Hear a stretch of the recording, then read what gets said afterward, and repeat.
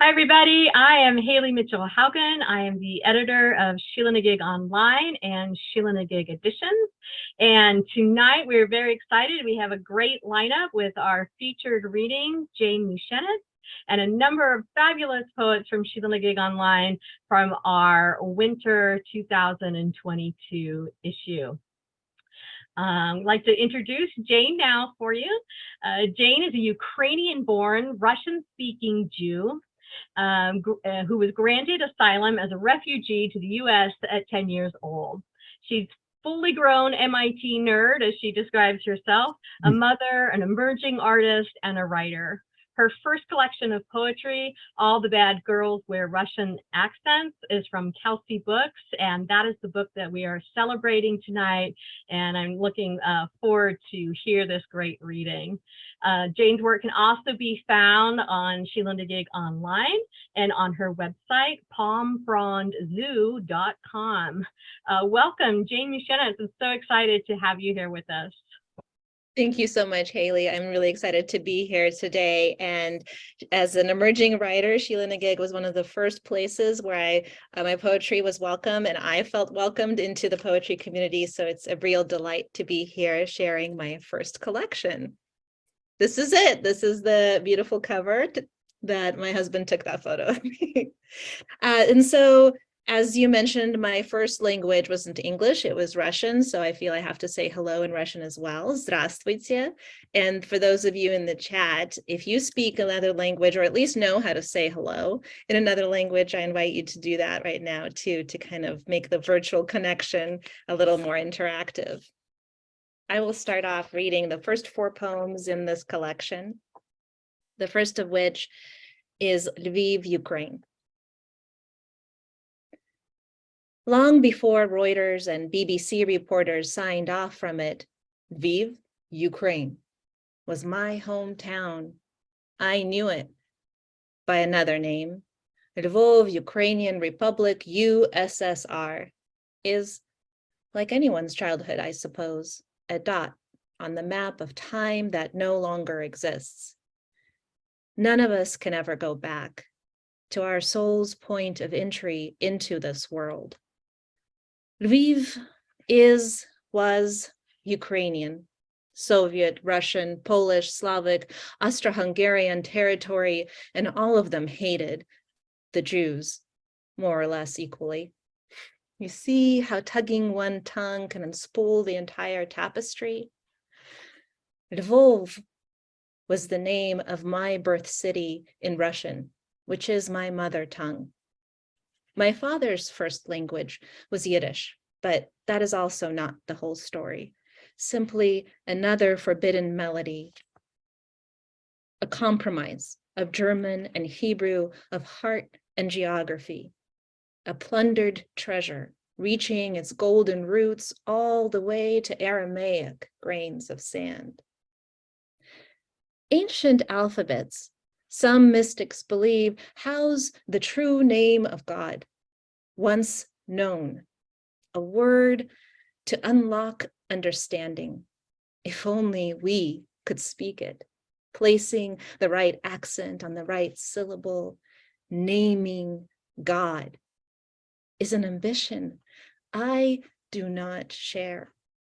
I'm just trying to unpack one girlhood's worth of beginning.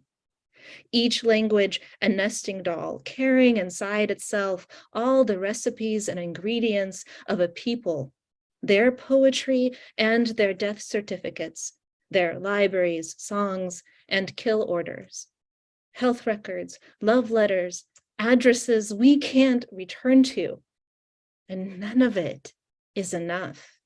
I'm still looking to find the word for where I come from, even though the news reports mention it hourly. Lviv, Ukraine, war, refugee, near constant bombardment, bravery, devastation. One thing always means so many other things, and nothing has just one name to answer to. Just one life to answer for.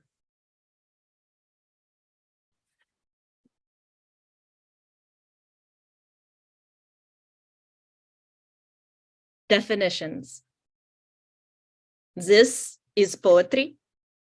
English words are interlopers in my mother's mouth. They wear a disguise to fit in.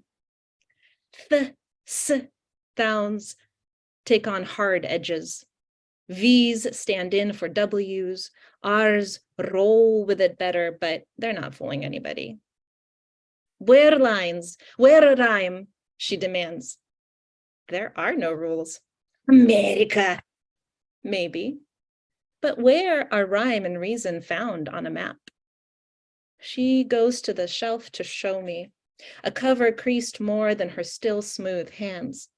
She and the book hold each other, dear friends. A pause, a sigh, she remembers. I am here, inside this book. Russian words sing and open doors keyed to the soul. Her tongue is their home. My mother's lips close on the threshold. I am also crying. Alphabets incubate between us, a language of light, hope, and despair. This, she says, taking a quiet breath to unfold a bent page. This is poetry.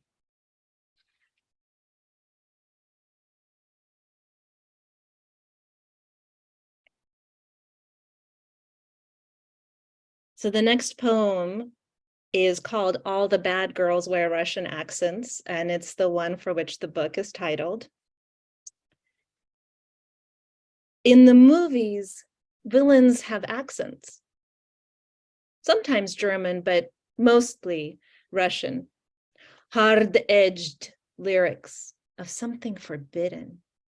Severe haircuts, steel blue eyes, and an appreciation for Tchaikovsky, or a black swan kind of life, for fairy tales built from curses. Say something in Russian, the boys beg me at school, hoping for death threats, nuclear arm codes, or at least a good cuss word or two.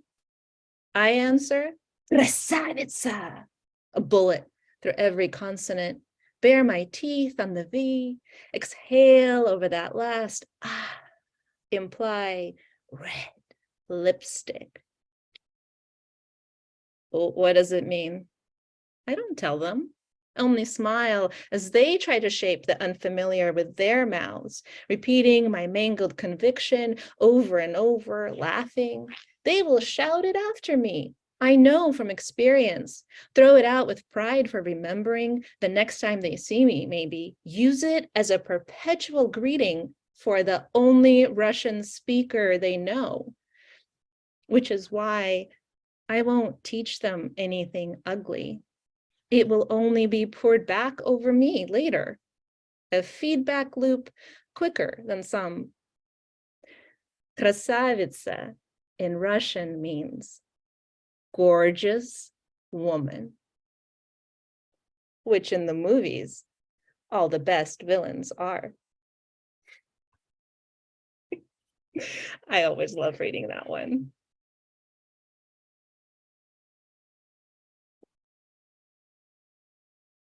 So identity, cultural identity, feminine identity are quite a theme throughout the book. And this poem is no different. It's called Stilettos Over Grass Plots. And it came about through a conversation with a friend of mine who was asking me to explain what the deal is with Russian funerals. And my answer to that question was, why all the Gucci? And this is the poem, Stilettos Over Grass Plots. I don't need a closet full of Gucci. There are only so many Russian funerals I'm required to attend. It's not disrespect or impracticality.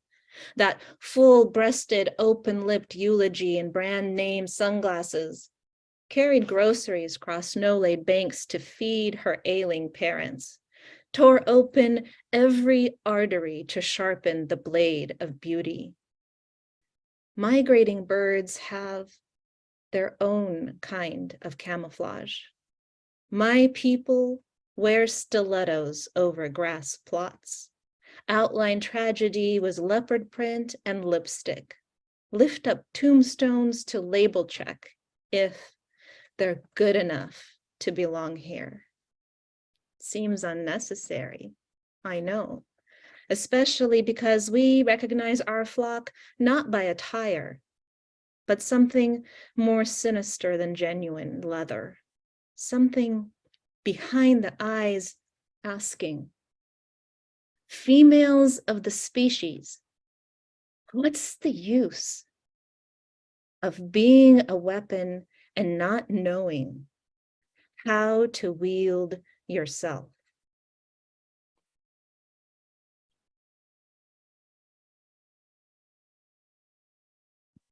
I'm going to take a quick peek in the chat because I see a bunch of messages and oh, you guys are wonderful. Thank you so much.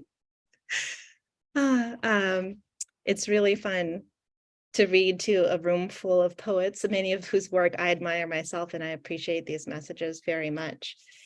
The book was also written during the pandemic. All of us were kind of trapped in our homes and isolated, and that is a theme that's evident throughout the book as well.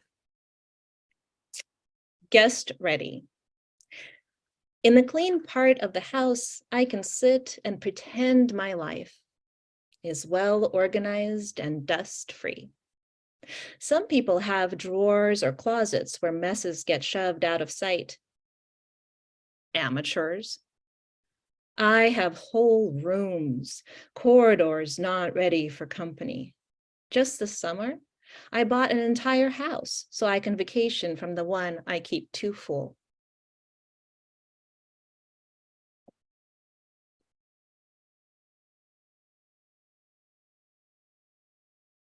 And since it was Valentine's this week, I have to read my love poem to my husband, which is part of this collection. And despite its strange name and content, it is indeed a love poem, despite the fact that it's called Please Stop Buying Pottery. It's so hard on you when they shatter. The tall, skinny glasses you bought at Vintage on Divisadero, the ones perfect for sipping beer, the porcelain saucer whose death plummet orphaned the gold-lipped cup it used to hold, the shards, the splinters of them disappearing into, now I'll never again of your grief. My neshchastya, for luck, comes too soon for you. But I was raised by people who throw plates and crush glassware at celebrations precisely to avoid a greater shattering. I am never far from channeling a Jewish grandmother. Thank God no one was hurt. Thinking of all the tiny ways, big ways, it could have been worse. I am all action, sectioning off the crime scene. Kids, don't come into the kitchen. Getting the vacuum, preventing what damage I still can, sweeping away broken pieces before you try fixing them. It is a gift, I remind myself, our different definitions of what is beyond repair. I have watched you in times of crisis, how you rise and conquer, how when cracks spiral and radiate from my center, you see me whole. You, store of treasures, keep planting things into the home I am desperately trying to declutter, paying homage to mid-century aesthetics with lush ferns and glazed lanterns, admiring the Japanese art of filling in missing parts of ceramics with gold, asking me what I think of your latest find. Beautiful, I admit, by which I mean you. And also, please stop buying pottery.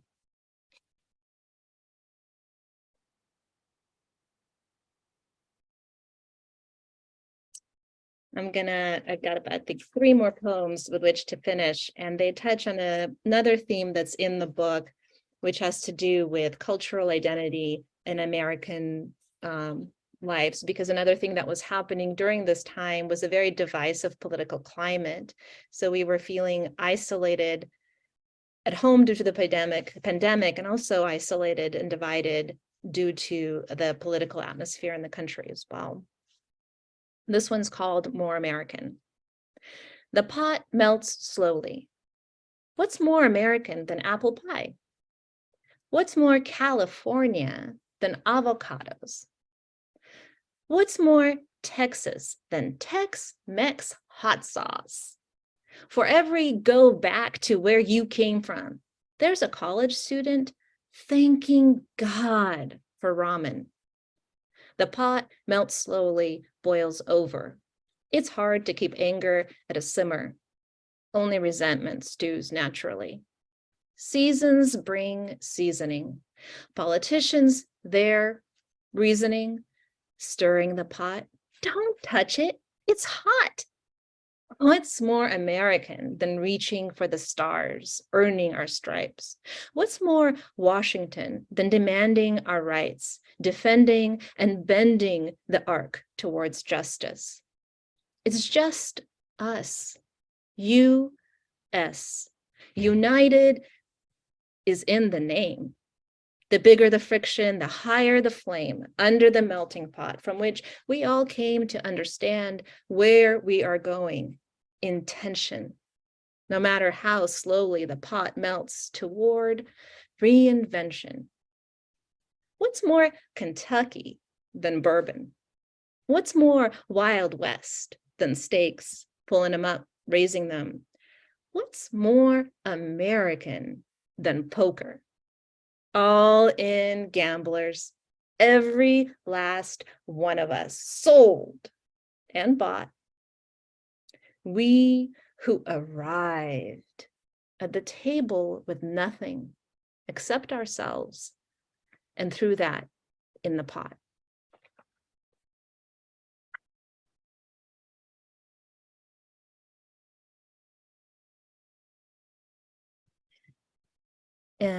Babel, we're all familiar with the story from Genesis of humans in our hubris and arrogance decided to build a tower to the heavens, and as a punishment, we're divided in our languages.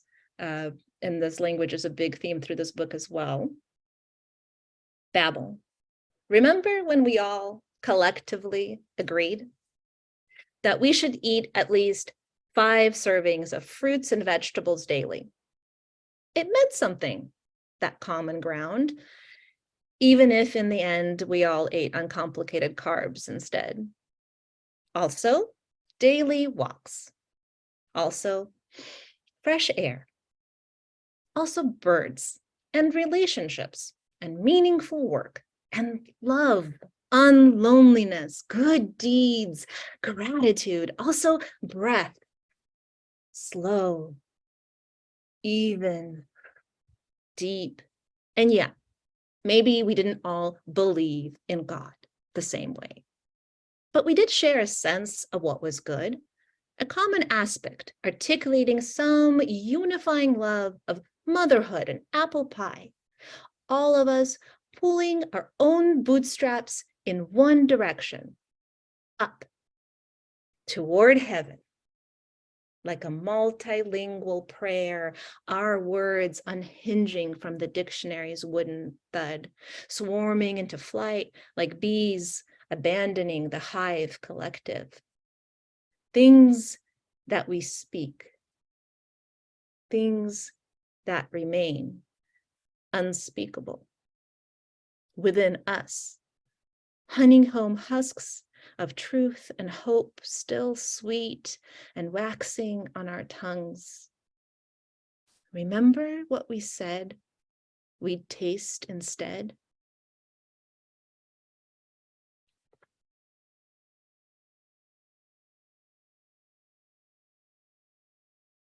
And Consequence mentions bees, so it's nice to follow. And it is the poem which was printed in Sheila-Na-Gig in my last edition. Consequence. These bees in my garden are different bees. I can tell they are different. by their more frantic buzzing. They're spooking into flight, a hint of danger, a hint of sweet, of necessary work. These bees do not tolerate my presence as a non-threat. Perhaps they are right.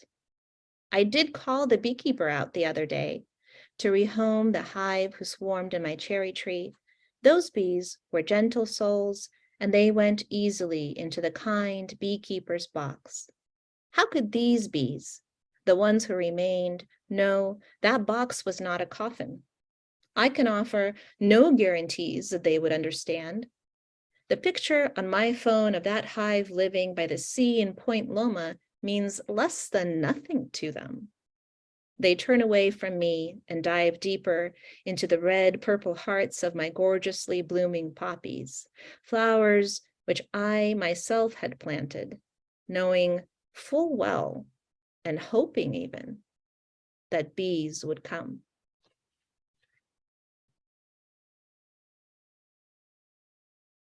Thank you so much for your time and attention today. I have one last one, a short one to finish with, and it's the one that won me the Good Life Review Poetry Prize this summer. It's called For Those of Us Forced to Flee. For those of us forced to flee, the world is forever shrinking down to a single question. What can you carry? The suitcase of your heart packed tight on all the things there was no room to bring.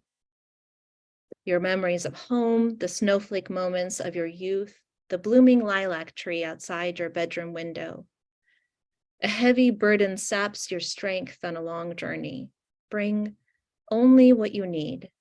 Homes can be built again. A new tree can be rooted. Survive. When you have nothing left to plant, become the seed. Thank you.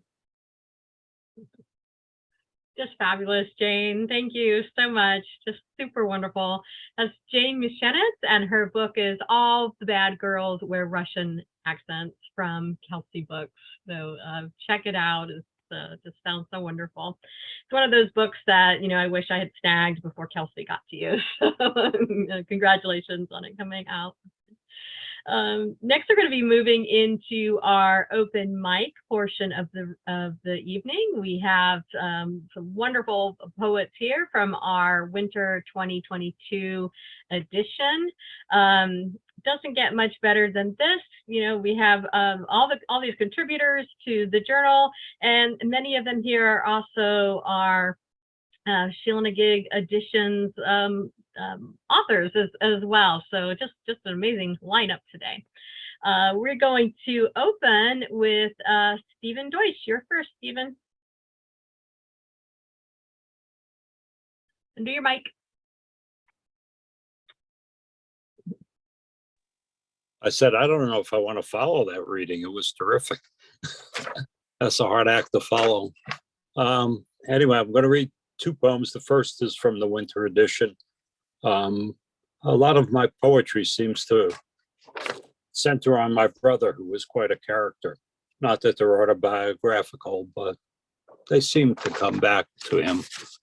This one's called Colt 45. At 6, I shed baby teeth so regularly I whistled with every word. The third week of first grade, we had show and tell, and the local ragamuffins, captive in their Sunday best, brought boxes and paper bags and a pillowcase or two, some with moving parts that mewed or whined or chirped. I brought my brother's pistol, the one he hid behind the tenement steps that led to the basement.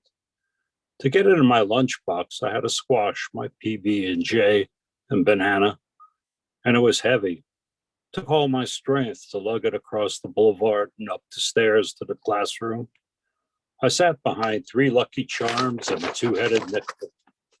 When I took the pistol out, the room went dead silent, a silence I've never heard before or since. And then the room erupted. Later that day, I learned a long word: consequences. And this is actually from the Evening Street Review. And it's called Brothers. That was the summer it wouldn't stop raining. The summer my brother and I discovered tropical fish in a shop on Hegeman Avenue, behind the cats and dogs, parakeets and gerbils. The summer we watched in black and white as whole provinces became watery graves and forests lost their footing in countries with strange sounding names, so far away we had not yet gotten round to bombing them. It was the summer we bought a fish tank with pooled resources and guppies, tetras, and angelfish, and Congress passed the Tonkin Gulf Resolution. The summer we discovered Siamese fighting fish, and the war between North and South Vietnam was as certain as the rain. The summer the betas built bubble nests and tore each other to pieces, and my brother packed a duffel and went off in the rain. Thank you.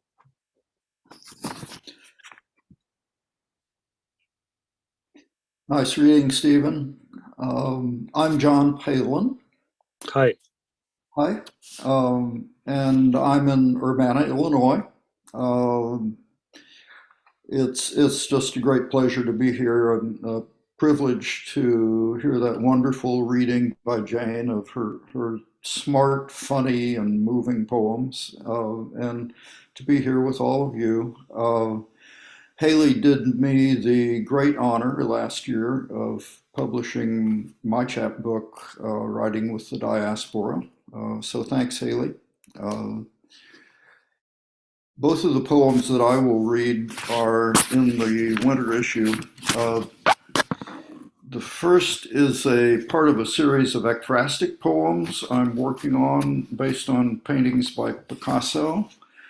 This one responds to his Three Musicians, Cubist work that he painted in 1923.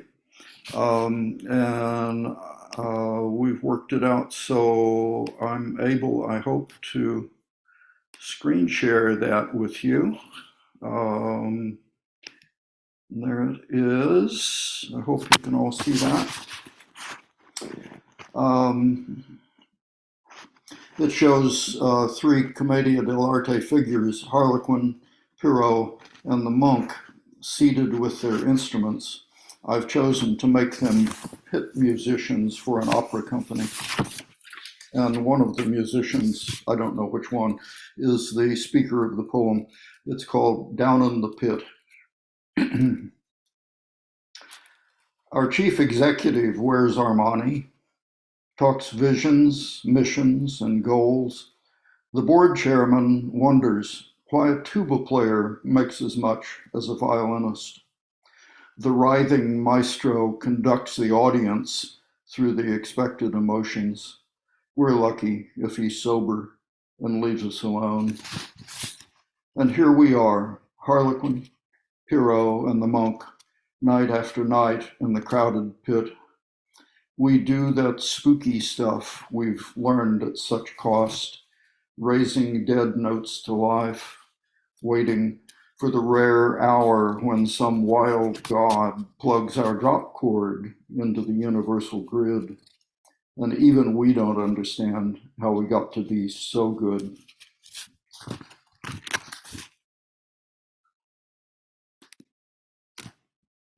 And my other poem, I wrote my other poem after reading evolutionary anthropologist Sarah Hrdy's wonderful book, Mothers and Others. This poem addressed to my mother is titled A Nice Spring Rain. It's raining today, a spring rain like the day you gave me birth. I had no memory of it, only a sure feeling I couldn't trace. One day when I was 4 or 5, we sat on the screened porch of the first house I ever knew, and you told me, it rained that day, just like this, a nice spring rain. I remember your low alto and the blue trellised clematis that caught and held the water. Reading of great ape mothers who hold their newborns close, gaze long into their eyes. I imagine how we were. Thank you. Great to be here.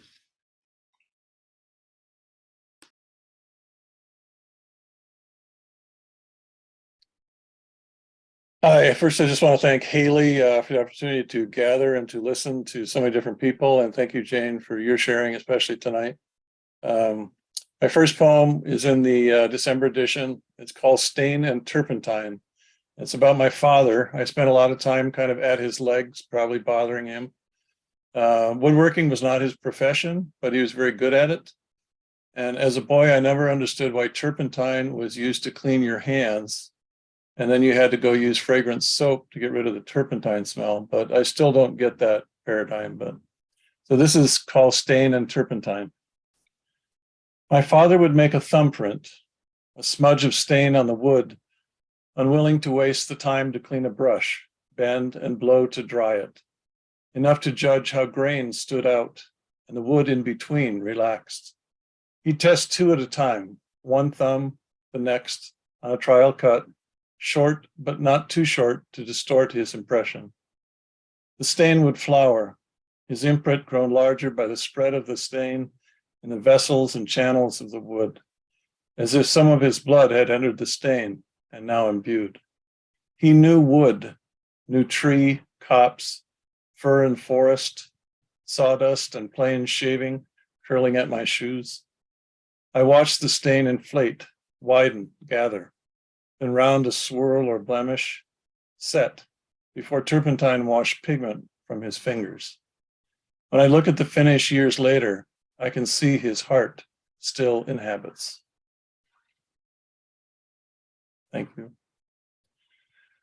The second poem, Two Nights Past the Summer Solstice, is about having generosity of thought, even if over something we may not control. The amount of light we receive in a temperate climate. I, for one, could live with 17 hours of sunlight a day and be very happy, instead of the 7 hours you get in the winter. Two nights past the summer solstice. I wanted daylight to stretch out, then get stuck like a clock with damaged hands. The North America's June aura would last late into July, August, and September, that the fall in temperature could occur, but long summer days would prevail into autumn, literally carry the day, despite the spin of the globe on its axis. But then I thought of the people south of the equator, trapped in the time of winter darkness, week after week, rising to streetlight commuting, and I wanted them to know that at 8 o'clock at night, hummingbirds yet hovered over Agapanthus, and cats wandered exhausted from watching wings. That the most remarkable moths began to end slumber and looked for my exact doorway, to hover near the faux lamp, to remind me of adoration. That deer that had been hiding in the small arbor of my neighbor stepped out timidly to cross to where they'd sleep. That children grew tired in the natural way as the fuel of play toward combustion to warm embers that I could finally hold. That the people south of the equator could know how hard I loved, how hard the love of my life loved me in the quiet moments when the sun set, the cacophony of summer with it. How I had learned to let go the grip on light, to not seize the day, but to give it away. How generosity was meant to endure, and they would know 6 months later to give it back. Thank you.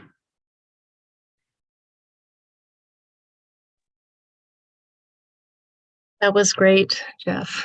That was just great. I'm CJ Farnsworth, and I'm in West Virginia, and I am beside myself excited to be here with you all tonight, but also because Hayley and Sheila-Na-Gig have accepted my manuscript. It'll be my first book coming out early fall. So I could not be more excited and grateful for that. So thank you, Hayley. So I'm going to read two poems tonight. The first one plays a little bit with West Virginia. It is called West Virginia Stages its Annual Autumnal Fest.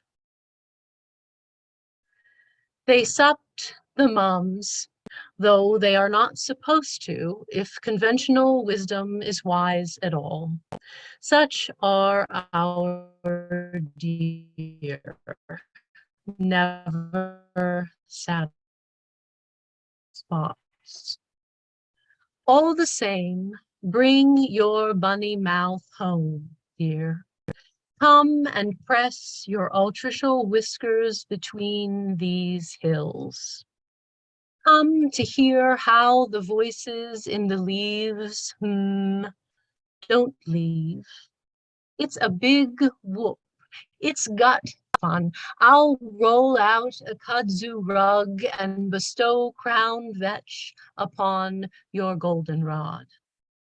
When you smell smoke, you'll know you're close. I'll be burning the barn this year and wearing out my little Miss Burnt Bridges pageant sash. The show is worth the price of admission. You know what home costs. You've worn the irony of coveralls afar, but you've never held a mighty oak round the trunk for its fire devil finale, or been milk nudged by Bambi tucked under a pine, because our deer do not fear us much. No, they are nose-poking foragers who peep in our windows comparing glut, who eat our mums not to survive or indulge, but because. Almost everything you need is here this time of year, festooned for abuse. Expect weather, wear hiking boots. And the second poem I'm going to read, this is the one that was not in the winter issue, is called Monkey Business. Across the small of my back, the sun rose after the sheets fell away. We made coffee and fire and checked out of the world. Just as clouds gathered snow, I found the mouth of a tunnel of you. How unexpected to stand tall in the tunnel. How unexpectedly soft and warm the ground. How unexpected the little jungle at the end of the tunnel. How unexpected bonobos drumming on hippos' tummies. I mean, the full belly rhythm of you is bonkers. Birds playing musical chairs in their prismatic swallowtails, and I swear, Tarzan barking B4N76 as piratical dragonflies mark the tangled liana. Ad libitum, I scream bingo like a leopard over a fresh kill, like Jane holding a monkey pot, like a vagina holds a baby's head. And if I haven't been born into you, then I must be dying. Either way, I'm going to hang out on this side of the tunnel of you today.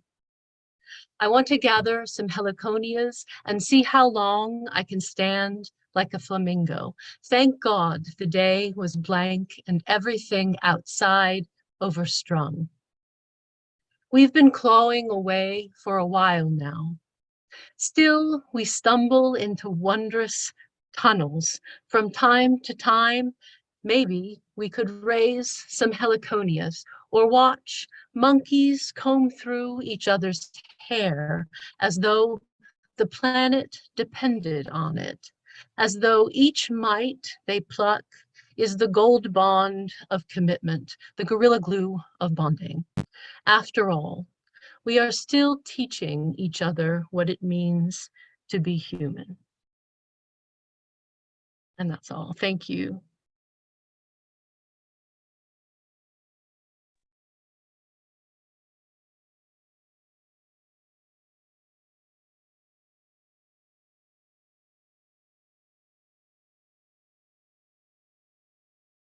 So I'm Simona. Thanks Hayley for organizing the reading, and thanks to Jane and all the other readers that preceded me.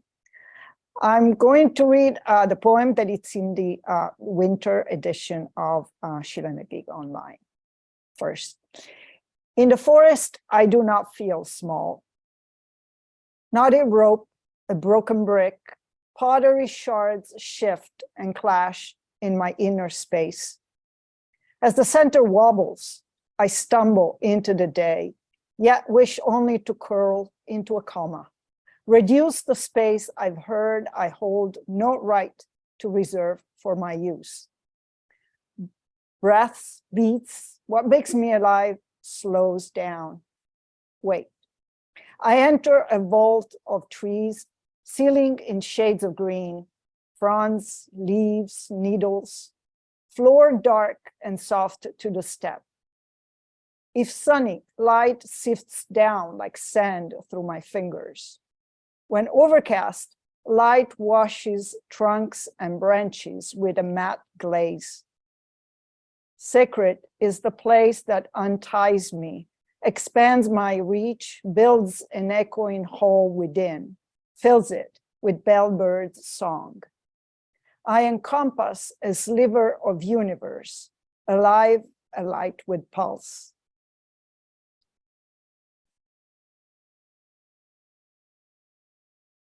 And I had planned to read something else, but something Jane said made me change my mind. And I'm reading a poem from the collection, my collection, Survival Time, that was published by Sheila-Na-Gig Editions. And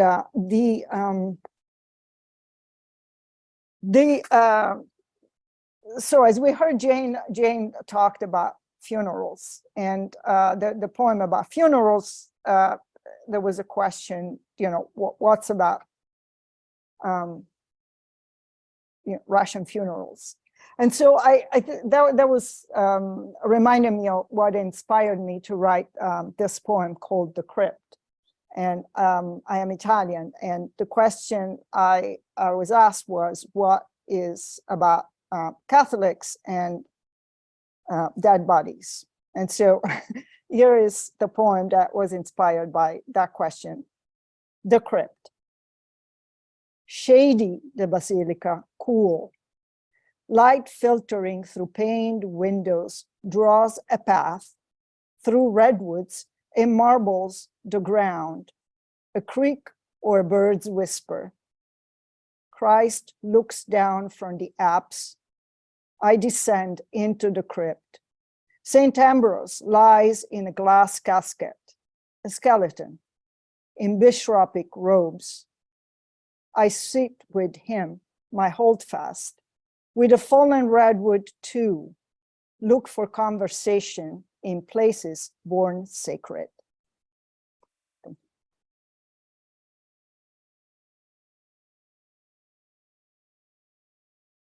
Well, what a great reading, and so enjoyable to read with you all. And of course, thank you, Hayley. And I have discovered something, which is sometimes I want to read my most recent poems rather than the ones that are in the book that I am now obliged to flog. So, but I will read. And Hayley, is it okay with you if I share my screen for just a moment? So this is for my book that just came out, chapbook, and it's one that Hayley published and that Jane blurbed. So a lot of connections here. And I'll just show you this picture really quickly. And this is Volodymyr Zelensky when he arrived April 4th in Bucha after the Russians had been driven out, and he saw the utter destruction, carnage, torture. It was just a really, you can see the look on his face. And this poem is called Witness, the Warring Lords and the Forever Price. And just a note that I've written a lot of poems about the person named in the Bible as Lot's wife, and I give her the name Selah here, which from the Hebrew means lift up, exalt, or a pause in a chorus. Witness the warring lords and the forever price. In the beginning, it was Lot and his daughters, his unnamed wife, and those damnable angels. Sodom, Gomorrah, Bucha, Irpine, all the same. Slaughter, panic, outrage, shame. This is the stuff of endless lists, the kind and number of disjointed bones, the chromatone of burning flesh, the breadth and width of skin as measured in pain, kids skinned, knees not kissed, scabs unpicked, toys crushed, the unnamed babies who will never go to war, the named ones who will. I rip that page from my embattled Bible. Overhead, alone, goose sounds like two. Call and response, so alone. I look back to the remains of the terrible book. There, the limitless victims and the nameless wife who I will call Salah. Her life as witness as she considers her immolate sisters, the lone goose, the good, the vagrant, the lascivious and chaste. Her gaze stays fixed on the crime, forever tied to the chasmed sky. She sees the hands that reach from the graves, the broken crutches, how blue the fire burns, how blackened the flesh, the dirt beneath the fingernails of the dead. The sins that are not sins, the sins that are, the gods who worship their own idols, the idols made in the image of their savage gods. Only Salah looks back. She knows the price. She chooses to be a pillar of salt.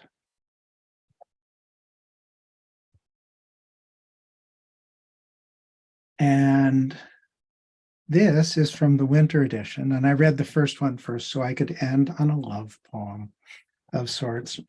And this was based, prompted by the Mars lander and its lovely little helicopter, which I'm quite enchanted with both of them. And it's called The Longing That Lodges in Us. I can relate to the rover on Mars, alone and busy much of the day, its duties and mine not so different, each of us alike in our quiet, both listening as the wind blows lonely over our homes. We persevere in our work, it digging in dirt, me searching for words, both of us corresponding in bits and bytes, and neither knowing that a longing lodges in us. The rover picks up the hum of its copter partner, its blades stirring thin air as it returns from a scouting run. And I hear the gravel grind of my lover's car tires when she drives up our lane. If the roving robot had a heart, its would leap like mine. Thank you all.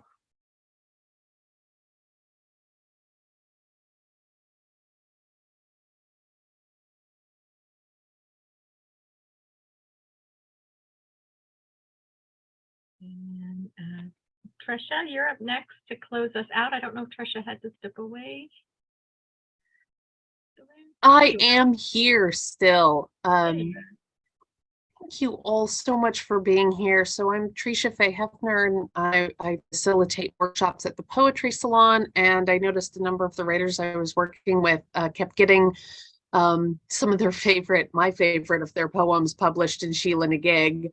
And so I finally decided I got to check them out, and so glad that I did. And I'm really I'm just floating hearing all of the work here. Really beautiful and thought-provoking. So thank you all so much for sharing. And Hayley, thank you for bringing us together. And Jane, I'm so glad you will have a book in the world and people will get to read it. Thanks. I have 2 poems published in Sheila-Na-Gig, and I'm going to read them in reverse order, in reverse of how they were published. But the first one is called Paris is the Only City Gray Enough to Hold My Melancholy. 4 roses of bourbon blossom in a glass. You sing me into orchestra, running through catacombs. Snails gild a halo around the rim of their shells. Paris, a palimpsest, covering over my ugly mistakes. The boys I didn't marry. The famous French actress I never became. My hands freckle. My arms fall from my sides. The Venus de Milo, exhausted from guarding so much of the sea.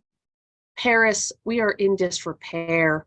A cathedral looted of morning vespers, dizzy from wandering this unplanned chaos. Wash us now with rain. Take us on your river. I climb into this bateau, drift down the Seine, every beautiful object erasing me under the feet of angels, sad enough to take me home.